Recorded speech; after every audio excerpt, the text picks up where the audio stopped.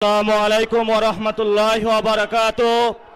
প্রিয় দেশবাসী, সাংবাদিক ভাইয়েরা, 11 দলীয় জোটের সম্মানিত নেতৃবৃন্দ, আমরা আল্লাহর কাছে শুকরিয়া জানাচ্ছি যে আল্লাহ তাআলা জনগণের সামনে যারা ভোট ডাকাত তাদেরকে উন্মোচন করতে আমরা সক্ষম হয়েছি। বাংলাদেশে ওরা শুধু ভোট চুরি করে নাই, ডাকাতি করেছে। আমাদের সুস্পষ্ট অনেকগুলো দাবি রয়েছে। আজকে নির্বাচনের পরে 11 দলীয় যে ঐক্য রয়েছে, আমরা জনগণের সামনে উপস্থিত হয়েছি। আমরা প্রথমত বলতে চাই, পার্লামেন্টে যে ভোট ডাকাতরা গিয়েছে, জনগণের সামনে আমরা বিরোধী দল হিসাবে হাজির হয়েছি। আমরা রাজপথে থাকব। কড়ায় গন্ডায় ইঞ্চি ইঞ্চি করে জনগণের উপরে যারা ভোটের ইঞ্জিনিয়ারিং করেছে, ভোট ডাকাতি করেছে, নতুনভাবে জুলুম চাপিয়ে দেবার চেষ্টা করছে, আমরা তাদের কাছ থেকে বুঝে নেব ইনশাআল্লাহ। আমি সংক্ষিপ্ত কথা বলবো। আমাদের ভাই শহীদ উসমান হাদি আজকে আমাদের মধ্যে থাকতে পারতেন। সংসদ সদস্য হিসাবে ঢাকা 8-এর আল্লাহ ওনাকে শহীদ হিসাবে নিয়ে গিয়েছেন। আমরা বিচারের দাবিতে মাঠে গিয়েছি। আজকেই যেহেতু বিরোধী দলীয় যাত্রা হচ্ছে এই বায়তুল মোকাররম থেকে, আমি সরকারের কাছে আহ্বান জানাবো, দেশের কাছে আহ্বান জানাবো, প্রশাসনের কাছে আহ্বান জানাবো, আপনারা দ্রুত গতিতে শহীদ উসমান হাদি ভাইয়ের হত্যাকাণ্ডের বিচার যাতে হয় সেই উদ্যোগ নিন। Thank you for that perspective.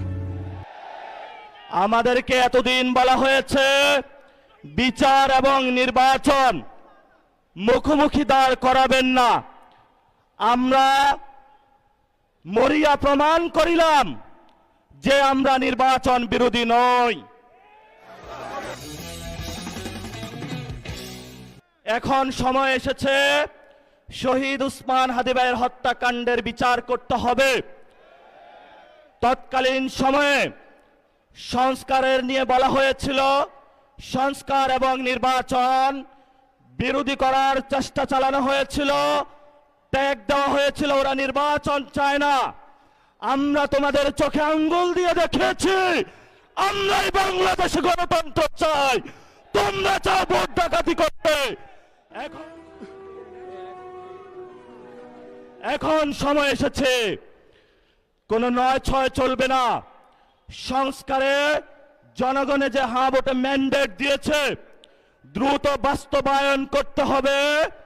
সাথে সাথে বাংলাদেশে সন্ত্রাস, চাঁদাবাজি, দখলদারিত্ব বন্ধ করার উদ্যোগ নিতে হবে।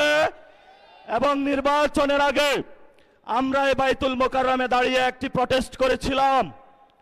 ভোট ডাকাতির জন্য আমাদের জামাত ইসলামের এক ভাইকে খুন করা হয়েছিল। আমরা বলেছিলাম আমরা আবার আসব, দ্বিগুণ হয়ে আসব। এসেছে দ্বিগুণ হয়ে। আমাদের ভাইয়ের হত্যার বিচার বুঝে নিতে হবে। Okay, I'm sorry. রাজপথ সংগ্রাম জারি রাখতে হবে। যেই বন্দের উপরে আক্রমণ করা হয়েছে, পেটে লাথি মারা হয়েছে, বোরকা ধরে টান দেওয়া হয়েছে, গুলিবিদ্ধ করা হয়েছে, পা ভাঙা হয়েছে, প্রত্যেকটির হিসাব কড়ায় গন্ডায় আমরা ইঞ্জিনিয়ার তারেক রহমান থেকে বাংলাদেশে বুঝে নেব ইনশাআল্লাহ।